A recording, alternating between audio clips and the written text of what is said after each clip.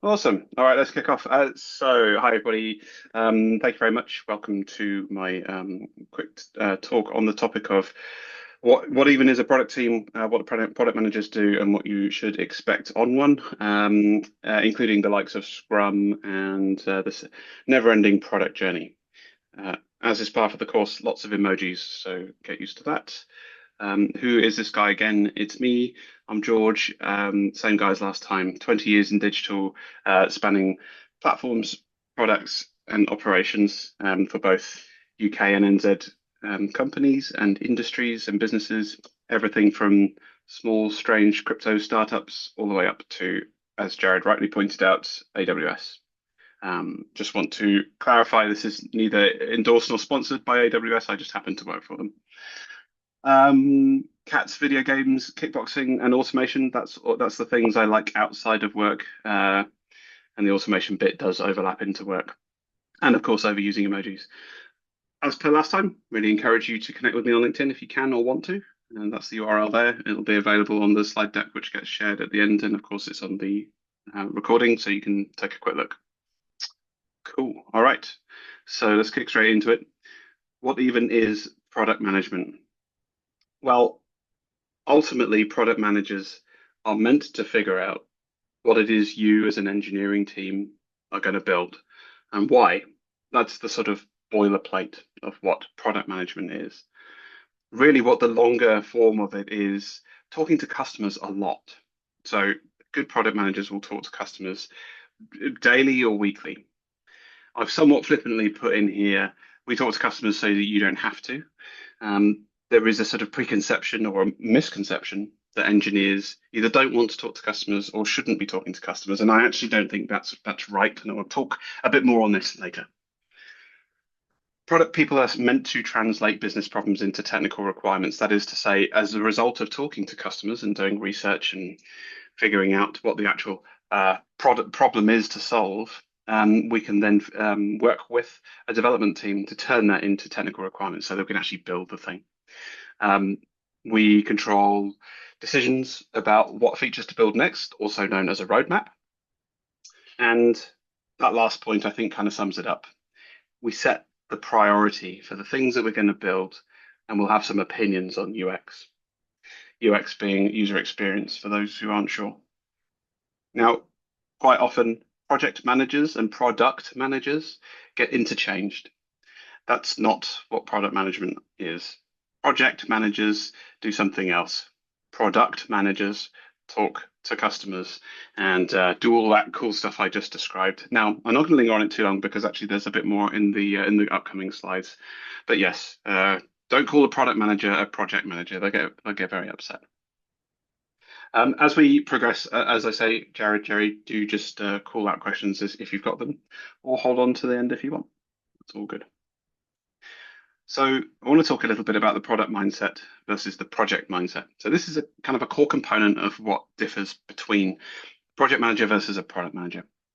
So in terms of projects, quite often there will be one specific thing to build. There'll be a deadline. You're expected to just work on it, get it done, and then move on to the next thing. And the next thing may be completely different, may not overlap at all, may not be in the same part of the business, it may not be with the same customers, it may not be with the same end users. Product managers typically are aligned to a particular outcome for a particular set of product customers, sorry, that they are looking after. As such, the thing that they are looking to solve is a customer problem.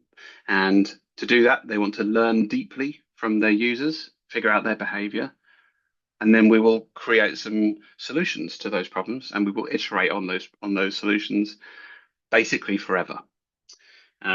As indicated at the bottom there, the products are never done. No product ever said, right, I've got to the end of the roadmap, that's it. And then they kick back and relax for 20 years and just reap the rewards. It never works like that for a product manager. It is a never-ending story. So products, as we say, are really just version one is just the beginning, and quite often doesn't start at version one. Version zero will be figuring out, is this thing even a real opportunity? Customer feedback is one of the greatest gifts. Feedback generally is a gift, but customer feedback is one of the most humbling that you will ever receive. I'm going to quickly just reflect on my time at one of my previous roles where we thought we had this great idea, we put it in front of customers, and it was summarily torn apart as the thing that they would least ever want to use or have on their product. Um, and I suppose in a line with that, analogous to that, is this idea of what you thought was perfect in your own kind of product team, Scrum team, actually needs a whole bunch of improvements. That's very normal. Um, the feature that everyone wanted, half of them never use it. Again, that's very, very familiar. You might think that actually this is the greatest thing, and sometimes even research will back it up, and you'll put it into production, and half of them or no one will use it. And of course, the better you become at this, you'll have more problems to solve. Really, what this means is, as an engineering team or a developer, that last batch of really great, wonderfully indented and commented code that you wrote, we're going to change it. We're going to add to it, and it's going to end up chopped up. So be prepared. So what's it like working in a Scrum team? You may or may not have heard of a Scrum team. Scrum team is effectively a small team that gets together to deliver an outcome for a product. Scrum teams typically can be made up of engineers, product person, maybe a business analyst, maybe a designer, or any combination of the above. So Scrum teams tend to work in what we call sprints, and those sprints, they can last anything from a week to a month, and sometimes even longer, but generally around about the 2 week mark. That's considered the cadence under which you'll be able to ship small incremental changes frequently to customers. So because these sprints run every 2 weeks, we have sprint planning every 2 weeks. And in that, that's where the product manager should explain the why behind each story. That is to say, to give you the context about why a particular feature was useful. They might reference some video recordings or some research or some verbatims that they've picked up from customer research as to why this thing is important. And that is basically to help you understand the why. It's much more powerful if you can actually hear it from a customer. If you've got a video recording or an audio transcript from a customer explaining how frustrating they find a particular thing, that really gives a bit of meat on the bones to understand why it is you're doing something.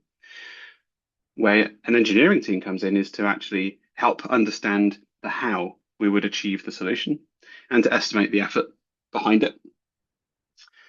Now, between the product manager and the designers and the engineers, there'll be a bit of negotiation in that sprint planning session whereby we actually figure out, okay, what's the cool thing that we want versus the actual timeline that we've got in which to do it versus not driving everyone completely mad. And we will land somewhere in the middle. Now, I've left this last bullet point in. It doesn't strictly apply all the time. Everyone leaves slightly dissatisfied, but that's, I suppose, the outcome of negotiation, right?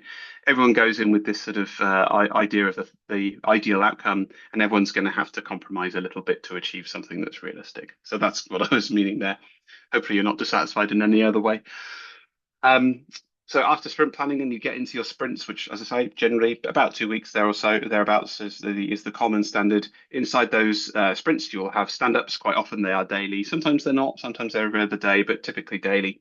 And they tend to follow a format of what did you do yesterday? What are you doing today? And any blockers. Again, somewhat flippantly, I've said there are always blockers. Sometimes there aren't. Sometimes you're in the middle of doing something, and actually you just need to be left alone and not being bugged with stand-ups to just get on with the work. But more often than not, there is something that you need help with. You might need a question answered by the PM. You might need a bit of insight from the designer as to what happens after you click something, all those sorts of things. But this stand-up format is very typical to Scrum, and it's a pretty effective way of understanding cadence and where we're at within a sprint. One thing I would say that I haven't clarified here is stand-ups are owned by engineers. They're not owned by product managers, and they're not owned by Scrum masters or anything like that. They're owned by engineers. They're driven by engineers. And so that should be the expectation when you're in one. If you're ever in a place in which that is not the case, then it's, for one, not proper Scrum. Not that that's the end of the world, but also for two, it can be a bit of a red flag. There's a slide later on red flags, so I'm not going to go into it too much now. After all of these things, generally at the end of every sprint, you do a sprint review, which is kind of like a show and tell. Effectively, you show everyone, both on the sprint team, maybe the wider team. You might include marketing people, you might include finance people, you might include other product people from other teams. It's a show and tell, a big show and tell as to how what you've done, and of course your stakeholders, and they might go, "That's great. Now can we make that button red?" or something along those lines. There's always one small change that a stakeholder wants to add. So now this is something that, Can yeah, I go ask, Jared. George? Yeah. So where does a retro come into that? Is that part of the sprint review? That's a really good question. And actually, I probably omitted that and I should have added it. So typically what happens in a retrospective, it can happen, it's generally not part of the sprint review because the sprint review is in something which you would invite stakeholders to. So that's something that you're building ideally for ultimately your internal stakeholders. We don't typically get those stakeholders involved in a retrospective. Retros generally involved the engineering team only, and that is to say, it might include the designer and the product person and your engineers, maybe the BA if they're part of that Scrum team, but it's Scrum team only. Yeah, it wouldn't include the stakeholder typically. Yeah. Cool. And the usual cadence for that is every sprint has a retro or Correct. Yes, every sprint. So yeah, it's a very it's a glaring omission actually. I should have included it on this slide. So maybe after this chit chat, I'll actually add it so that when we share the deck, we can include it. awesome. Thank you. Cool. Good call out, thank you. All right, moving on to the art of comfortable ambiguity. This is something that actually Jerry and I had a quick conversation about the other day. This talks to a bit about the mindset that you need to have in a Scrum team. Now, I do cover this in another slide, so I'm not going to go into loads of detail on it now. But really, how this appears for you as a developer is when people say ambiguous things like, can we just sort of do a thing, or can we make it more intuitive, or can we just can we just make it do something else? Can it not be that? And words to that effect.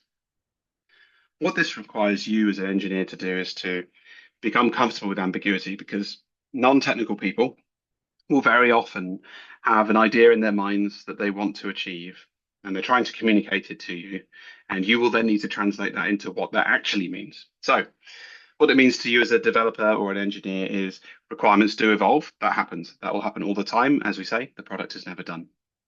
The user feedback is going to surprise everyone. As I say, it's very humbling. Oftentimes, you will hear stuff which you would never have expected.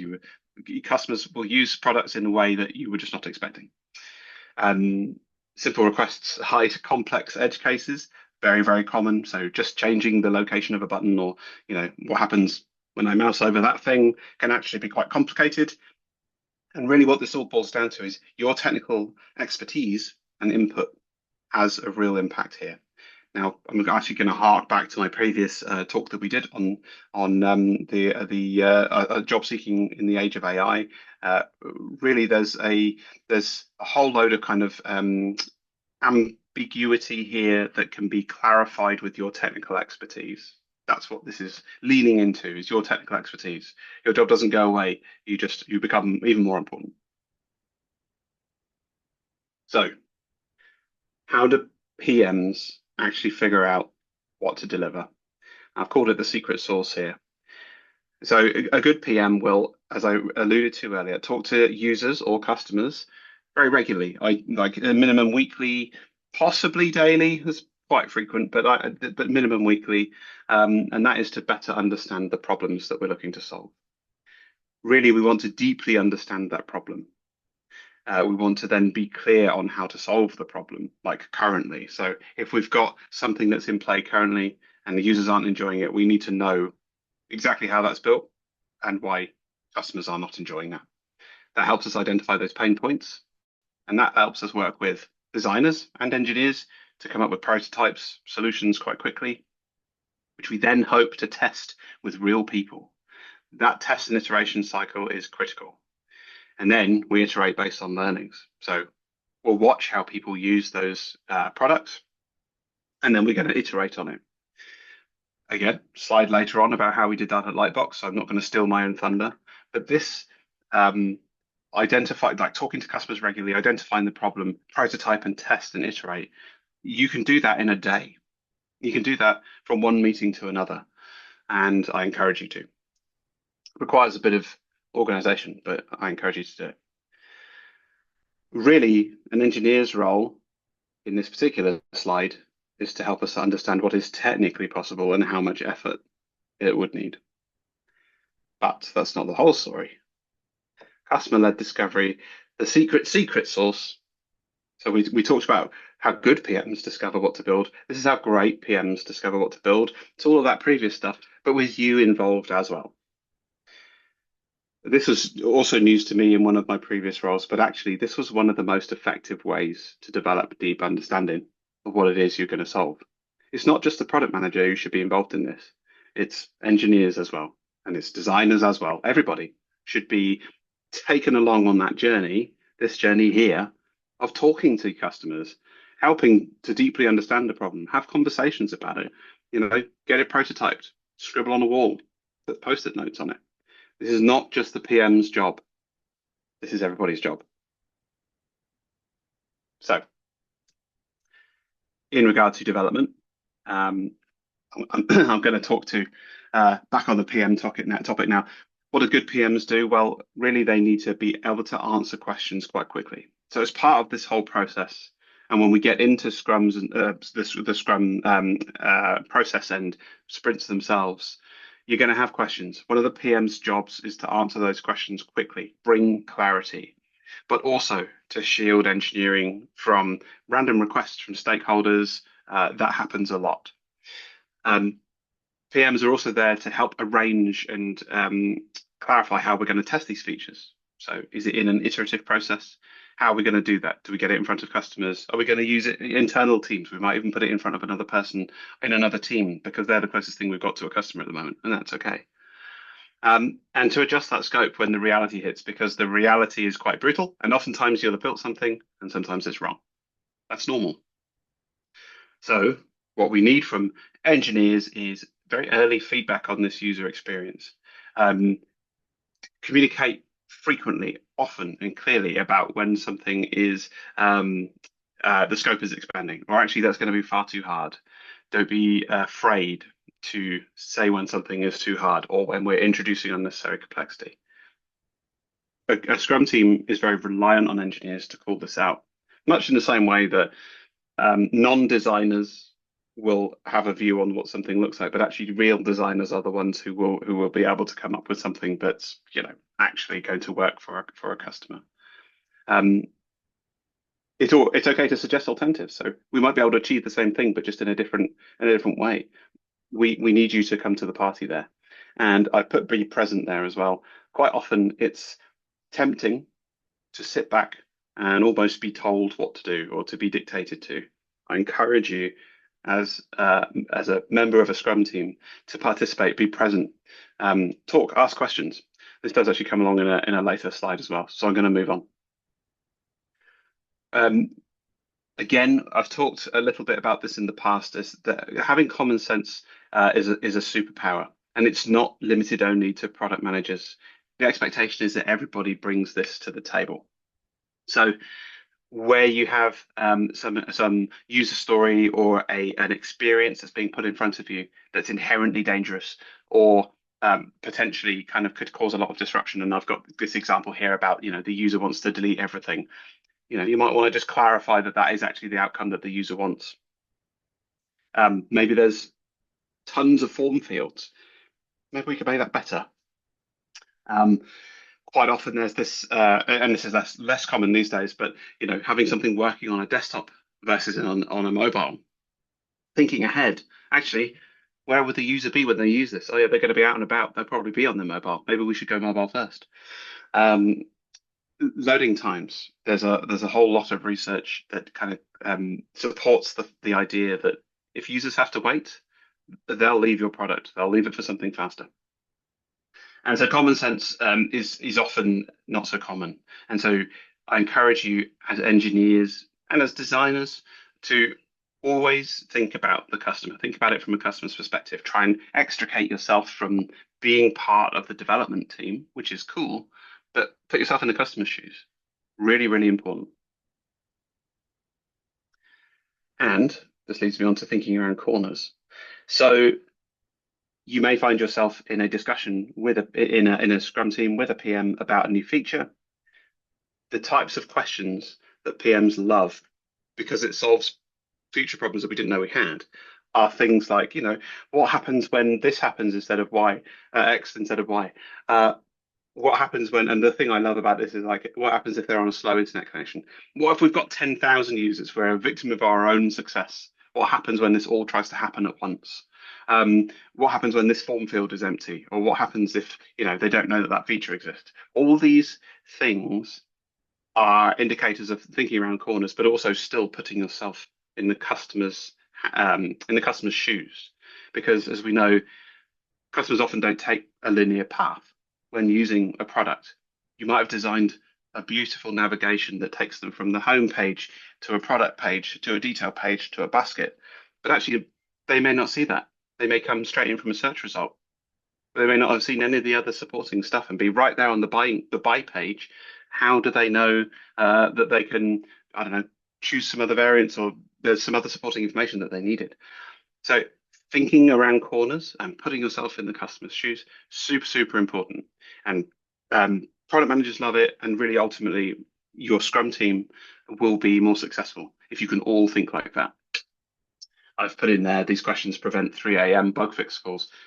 This is a real thing. This can happen, and obviously it depends on the product. But you know, particularly if you are in part of a company that's scaling or is on its way to becoming a huge growth success story, all of a sudden we became a victim of our own success, which is a cool problem to have, but it's also a problem at 3 a.m. Nobody likes that. So the iteration mindset, I talked a little bit to this. Um, version zero. So this is ideally something that you would be involved in. Quite often you may not. You may join a business or a team once the product's been fully established. But from a product manager's perspective, this is where this starts, right? Is you start at version zero and 0.1 and 0.11, just to validate that this thing is actually a problem that needs solving, that this solution is a way to solve it.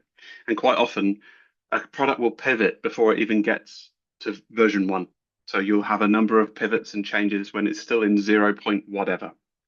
So version zero, does anyone even want this?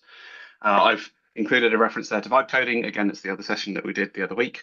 Vibe coding has been a boon for product managers because quite often what you have is overexcited product managers who've got a great idea, and what this does is accelerate that time to iteration. So I can come up with an idea, I can throw a prompt together, and I can quite quickly validate whether actually yes, this has got some traction. Now I need some real engineering firepower to come and help me build this thing and make it scalable. And then, of course, version one and two and three and so on. It's this constant iteration. The product is never done. And as I said at the bottom line there, that it's product development. Never expect that, by the time we reach version 38, that's the end of the story. It's very unlikely to be the end of the story. Um, yeah, that's really it. Any questions on that before I move on?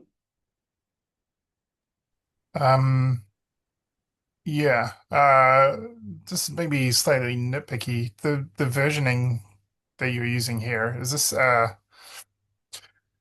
um this is a versioning standard, right? Which I'm Yeah. not like super duper familiar with, but Yes. it seems like some of these would be like version one point something. They absolutely would.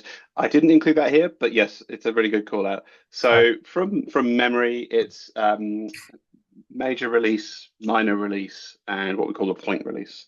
So major release would be version one, and minor release would be 1.1 because we introduced maybe a sort of mid-tier feature, and 1.1.1 might be a bug fix in that feature.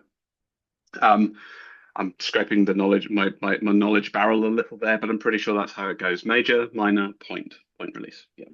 Yeah, So cool. you're absolutely right. My versioning there is not true to it's not true to to the things I'm actually talking about fixing. You know, it's a good call out. Cool. Hey, I had another question. It might be a couple of slides ago. Do you mind skipping back a little bit? Yeah, sure. Um, and one more. Uh, Man, it might have been ages ago. Another But one. I was just thinking about yeah, it could be that one. So I'm just thinking about stuff like um, accessibility and inclusivity and stuff like that for users. Hmm. So who like if we're in a big team, um, who who does the buck stop with that sort of thing? Because I'm sure devs would be like, oh, I noticed that in our little drop down we've only got like male or female, and we don't have any other options. But like, is it the UX designer or like the design person, or is it the product owner who like I assume you'd have to get the client to buy in on best practices and stuff like that as well. And like Yeah. that's another thing. Like how do you handle if you go here's best practice, and the customer goes, no, I only want male or female, and I will die on this hill. Uh, Yeah. That's a really good question. And actually, I covered a little bit to do with red flags later, but that's not necessarily a red flag. Um, to answer the first question, ultimately, product managers slash product owners, and I can clarify the difference in a moment. But for the sake of argument, we'll talk about a product manager for now. Product managers they are the ones who are responsible for the product.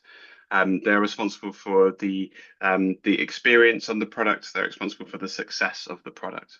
Now, um, great example of diversity and inclusion, or potentially accessibility, maybe the colors that you're using, those sorts of things like that all ultimately rests at the feet of the person who owns the product. And in this case, it would be product manager. And of course, UX designer should have consideration for that. But as I said in one of these other slides, really it's kind of everybody's responsibility to call it out. Like, you know, if you're part of a development team in which you see some stuff happening and you think, hang on a minute, we've only got male and female in the gender drop down, for example, it's everybody's responsibility to call it out. But to answer your question, buck generally stops with the product manager because they are responsible for it. Yeah, yeah. Really good call out. cool. So just to clarify, so it's like if I'm in the dev team, I assume that side of things is handled unless I notice something otherwise, and then I just Yeah, yeah, yeah. I would obviously every dev team is different, but I would empower and encourage every member of that team to feel like they can talk openly and to call out things that don't quite make sense. As we said, you know, a whole part of this is asking questions, understand the problem deeply, and that's not just for product managers. That's for every single member of the team because the better that you all understand the problem that we're solving, the better the outcome will be. And accessibility and inclusion and the experience for all people within that app or whatever it is everyone's responsibility. Yeah, and it's up to us to understand it deeply. That's my personal opinion. Yeah. cool. Yeah, that works. Thank you. Cool, no worries. And I can talk briefly as well to the there is a bit of a difference between product owner and product manager. I'm aware that whilst we've been on this side, we've talked a little bit about sort of, you know, who owns the product or who's responsible for the product, who's managing the product. There's a slide near the end which does also cover this very briefly, but I'll talk to it here. My How would I say this? I'm going to rewind very slightly. It depends a little bit on the organization that you go and work for. So some organizations use product manager and product owner interchangeably, and that's entirely their call. The way I define the difference is a product owner is more internally facing. That is to say, will work with a product manager who is externally facing, i.e., talks to customers, is aware of market trends quite regularly, goes and gets involved in research and synthesis and all of those other sort of producty things, and then brings it back to the team, and then you have a product owner who is more involved in delivering those components. Now, again, very dependent on the place where you go and work, because sometimes they use it interchangeably. Dependent on the size of the place. So that structure that I just described quite typically is found in bigger organizations that have got lots of people, maybe a massive set of customers that actually, and they slice it differently, and that warrants having a product manager that deals with one particular set of customers and then works with a product owner to work with the product team, sorry, the Scrum team internally. So that's my kind of difference between the two. One is internal facing, one actually goes and deals with external, i.e. customers and market trends, those sorts of things. Is that a reasonable explanation? Yeah, yeah, I think so. Cool. I guess like those those sound like two full-time jobs. So yeah, I guess in a small organization, do you think someone would be forced to do both of those things at the same time? Yes, it's the short answer. And again, very, very dependent on the organization. But yes, so quite there's a very reasonable um, argument, for want of a slightly less combative term, that says a product manager really should be able to go and have all those conversations externally, understand all those market trends, and then just be able to translate it directly back into the Scrum team of which they are a part. And you shouldn't, strictly speaking, need a product owner.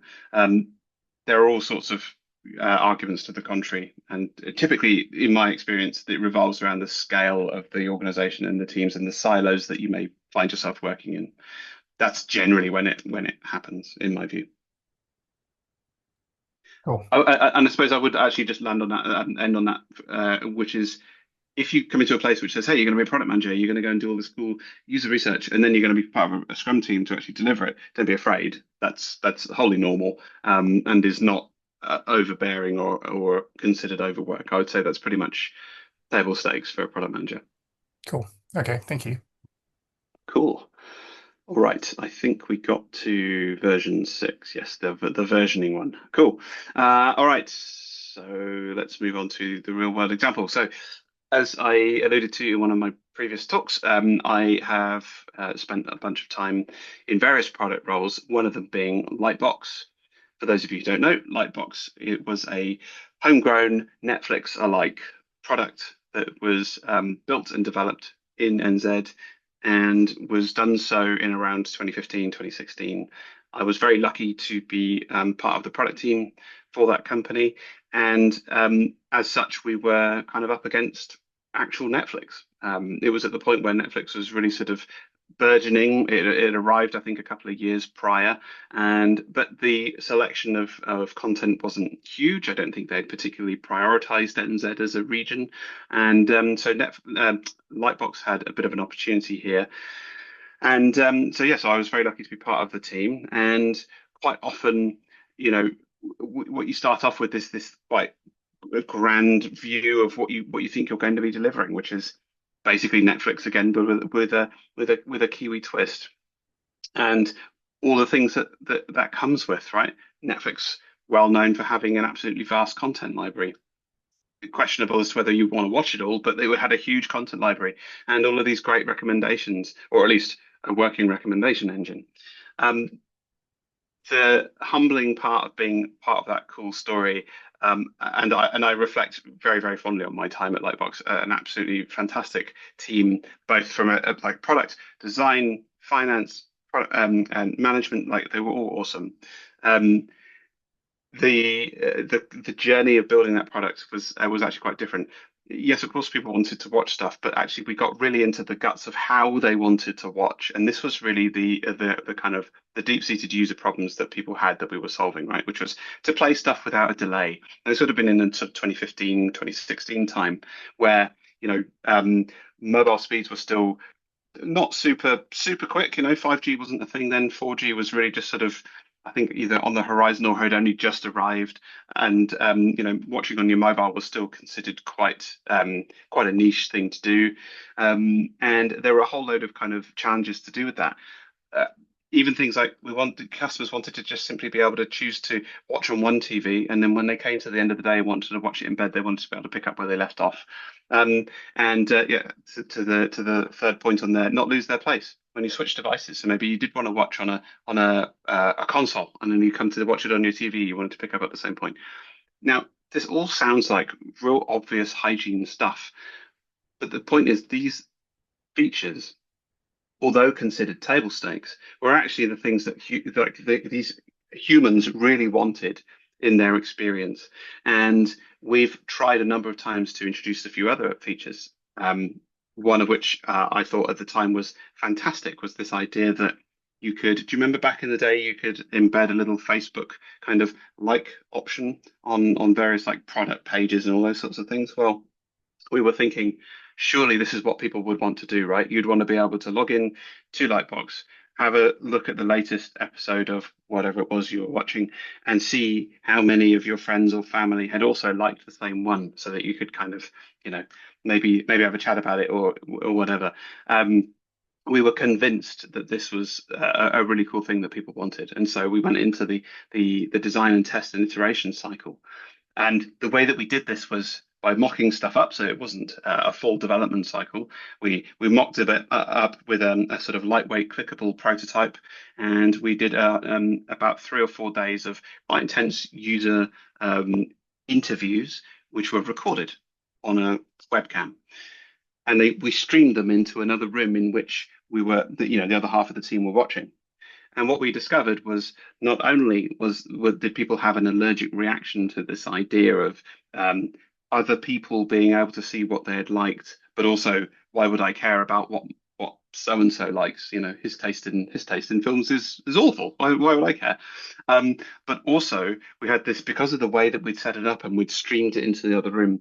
Actually, what we did was in between meetings, we would iterate on the design that we were putting in front of people hour to hour. So between 1 and 2, this user saw this, hated it, that's cool. And then by the time we got to the next meeting, because we've been streaming it to the other room, we got another clickable prototype ready to rock with to try with another user. And we went through this over the course of about 2 or 3 days, with probably 20, 25 users. And they were real customers. They were people who had signed up to Lightbox.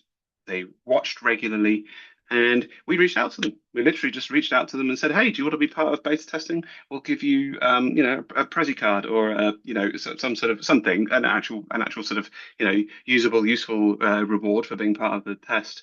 And as such, we got a very, very active and engaged beta testing group, which allowed us to iterate quickly and realize that actually the thing that we were sort of so hung up on as being this is going to be great, it's going to increase engagement. Engagement was one of our big metrics at the time, was number of hours watched and how frequently people watched. We were convinced this was going to improve it, and actually we ditched the idea.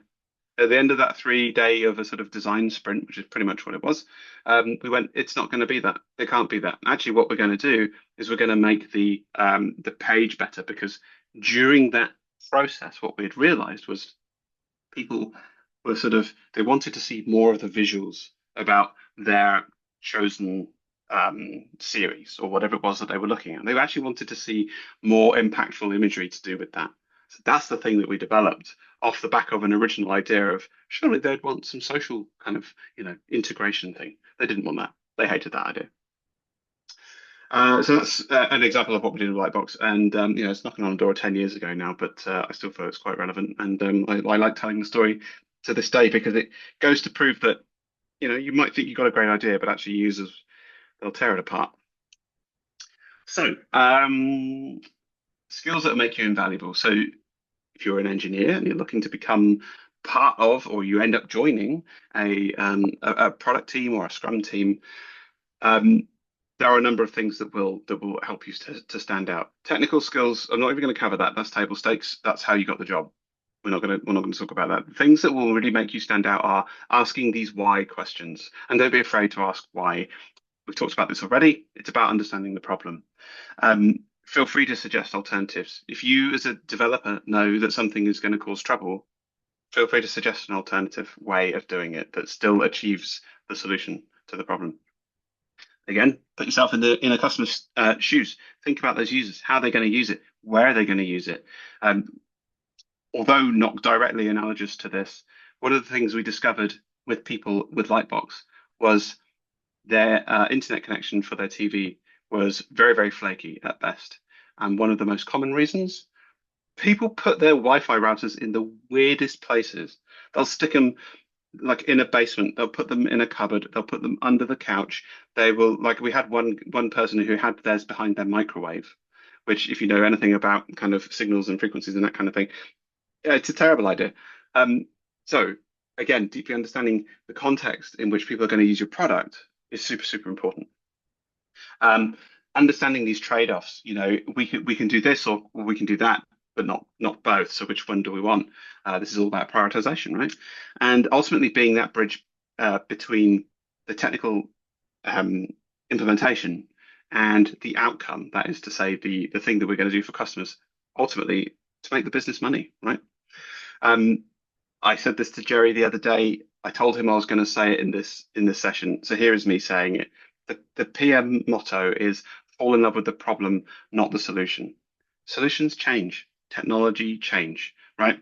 It's constantly changing. Again, if I think about the AI presentation that we did the other month, um, 6 to 9 months ago, I would never have thought I'd have been sat on my couch watching an agentic IEDE do my coding for me.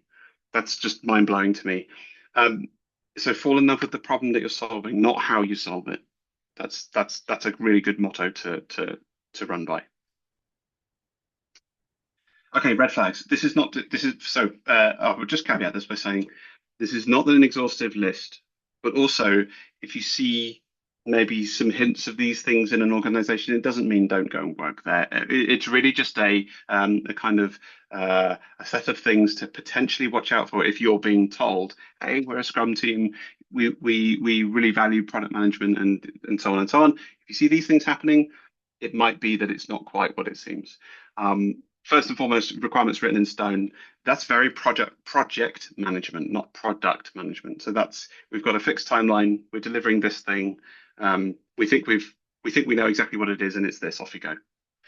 Um, Never talking to actual users, and that sort of flows on from the top of that first point. If you are never hearing from users or seeing your product person speak to users or getting any kind of verbatims or seeing any recordings or hearing any audio transcripts, then it's probably a danger zone because this sounds like it's probably just someone's whim, someone's idea. Um, that third point, delivering what the boss wants. So this is sometimes where the caveat comes in, right? So quite often you will be developing a cool product and you will have been talking to customers. And sometimes the boss will come in with an idea that they just want delivering. It happens. It doesn't mean run for the hills if that happens. It just means be mindful and be wary of what will happen if that's delivered. It might be that your boss is a product maven. Maybe they know exactly deeply what the customer wants, and they haven't shared it with you. I don't know, but so don't necessarily run, but it's not great. Business stakeholders changing priorities weekly, so there's sort of a flow on from the prior one. I've added a caveat there, which is you should change priorities if the evidence points that way. So all good to change direction, all good to pivot if you are hearing directly from customers, this is not what I want. The social integration thing for Lightbox is a great example. We would have been silly to carry on just developing that in the face of in the face of customers saying no, we hate it. So in this particular case, the stakeholder might be a product person going, look, I've heard from customers they don't want it. We're going to change, and that's okay. It's when it happens without any kind of warning or evidence, then it's a bit of a red flag. Clear vision and strategy, I think that speaks for itself. And then lastly, just building exactly what the client asked for, which actually is what Jared just talked about earlier. These things happen. Um, it's not uncommon, and I would advise the best thing to do here is to work on our powers of persuasion, how best to position things. And as always, In these cases, I find that data really speaks volumes. And the more data you can have, and the more verbatims you can have, and recordings of customers saying no, I hate it or whatever, that's really very powerful.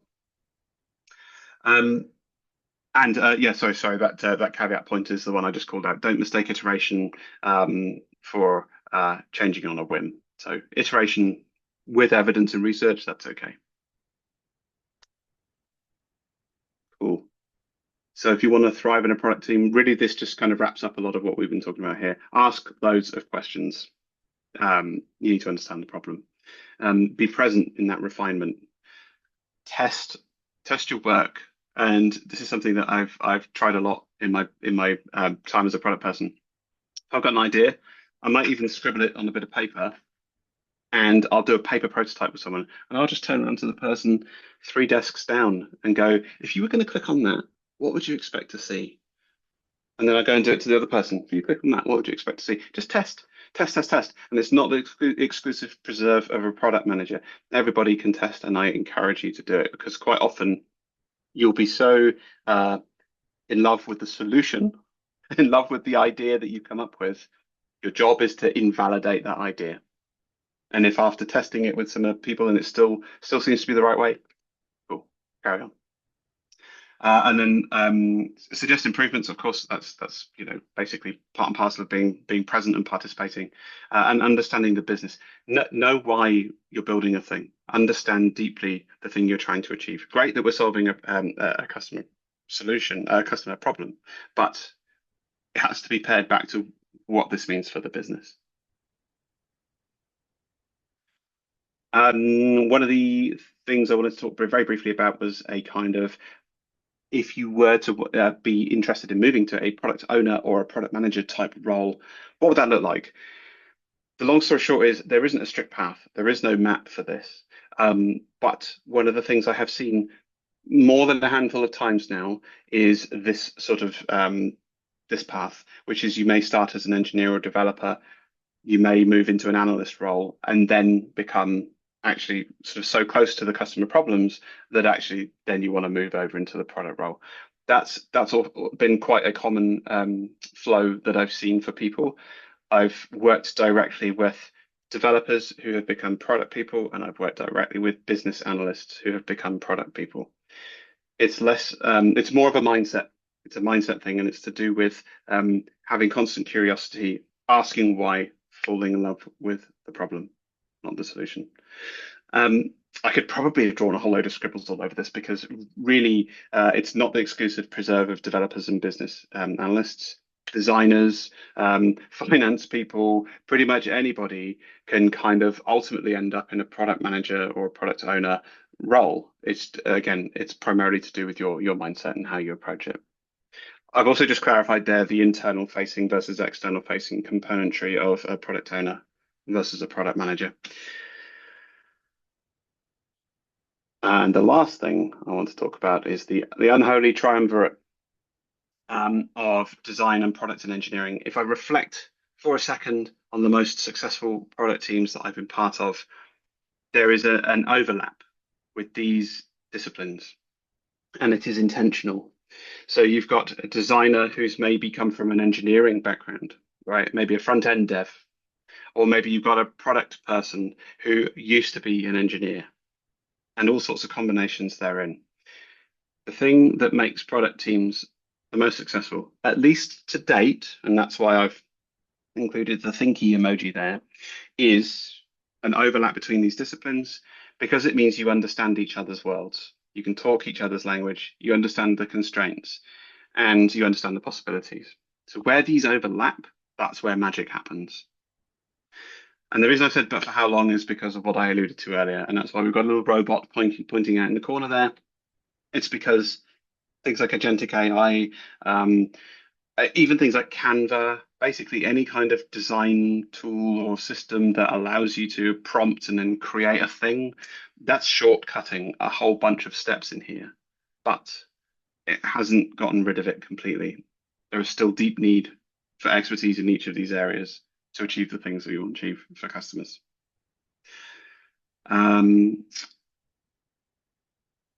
that is the end. Throw the floor open to any questions. I do have another question. Um, what you've been talking about it so far, I'm getting the flavor of um, a team that is working for a company that maybe has a product that individual customers use. For example, your Lightbox example. Um, is there any difference between being a product manager for a company like that, where you're building features that a whole bunch of little nibbles of customers are going at, and it's largely internal stakeholders who are like um, having input into it, versus maybe like working at an agency where where you're making a product for our Mm, client. Like, are there any mm. differences there? Yes, that's a really good distinction to make. That's an awesome question.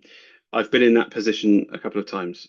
Um, I have worked it's actually a product agency, and we were um, helping support, develop, and deliver a buy now pay later app back when buy now pay later apps were super popular. It is different, and it depends. This is not a very helpful answer, but it does depend.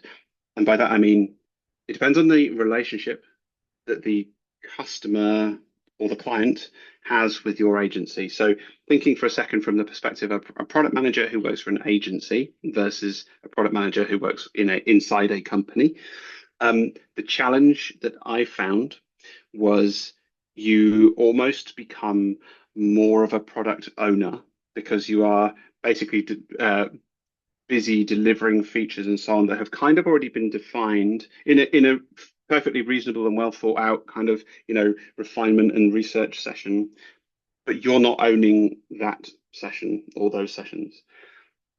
The difference, of course, is some customers want you to be involved in that. And in fact, actually, they want your consultancy, they want your insight, they want your input, and maybe their in-house people need a bit of guidance and mentoring, and that's part of the reason why they've brought you on board. So actually, you become part product mentor as well as being directly involved in actually, the creation of things like customer surveys and synthesizing data and all that cool stuff, and then taking it back to your agency delivery team, Scrum team, and delivering it. And then the flip side, as I say, is true.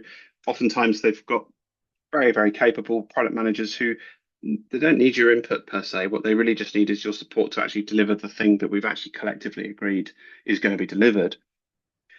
Or it might be somewhere in the middle. It might be actually be it's a collaboration. So I, as the agency PM, I'm going to take this chunk. So I'm going to go and do all of the in-person interviews, and you over there, because it's your area of expertise, you're going to set up all of the online survey type. I don't know, sort of quantitative type research. It really just depends a lot on the agreement and the relationship that that client customer has with you in an agency. I would say, yeah. Okay, thank you. Cool. Anything from Jerry? I know your coverage is a bit iffy. Yeah, so hopefully you can hear me. Yes. I did drop in and out, so I was trying to pay attention and think of what good questions I could hold on to. I suppose when you're thinking about customer feedback, is there like a research phase that you want to be doing primarily at the beginning of whatever type of feature that you're sort of implementing, so that you're not leading down the wrong path when you're thinking about like the Lightbox example? um, do customers actually want this versus is this something that we want to do because it's cool? Can you reframe your question slightly? I'm not super clear what you mean. Can you give an example? I suppose like is the emphasis on getting information from the feedback vital at the beginning of whatever you're doing, so that you're Okay. not going in the wrong direction, is what I'm sort of saying. Yeah. Yes, I would say so. Yes. And really it never stops being vital. You should be constantly iterating, and particularly for the bigger kind of features, that you develop, certainly you'd never stop. You shouldn't ever stop. You should always be talking to customers. Whether it's on ideas for new features, tweaks to current ones, their thoughts and feelings about certain aspects of the product. It might even be as simple as an NPS survey just to figure out like how they actually feel about using it. Would they recommend it to someone else? But yes, I would suggest that particularly for major and potentially even minor releases, always get customer feedback. Feedback is a gift. Cool. Yeah, And cool. then the other question I had was in regards to like you were saying, be honest and sort of speak your mind when something comes up. If your boss comes in and says like, "Oh, I want to do this particular thing," how do you navigate that without just like stepping on toes? Yeah, I mean, this is, I suppose, part and parcel of how one develops throughout your career. Everyone's going to develop a certain way of communicating. There's a whole load of really, really good research and guidance on how to become more persuasive. But as I've alluded to just earlier, I do think that having data to back up your point is very valuable. Data can come in all sorts of forms, right? So it may not be customer data, but it might be evidence that if I do X and Y and Z, this particular system over here is going to fall over, or it'll increase latency. Look, I did it here. I did a test, and I can show you the example. Um, Generally speaking, I find it to be very powerful if you can bring data to the party. Um, and I don't want to sort of stray too far into sort of how one can persuade people, but um, empathy and I suppose recognition, right, for someone's great idea. It sounds like a great idea. What was it you were hoping to achieve with that? Okay, yeah, great, awesome. I can see that. I can see how that'd be really cool. A thought occurs to me: if we're wanting to achieve this, but then we do it like this, it might have the opposite effect because X, Y, Z. Um, there's no one playbook. Of course, everyone's boss or stakeholder is different.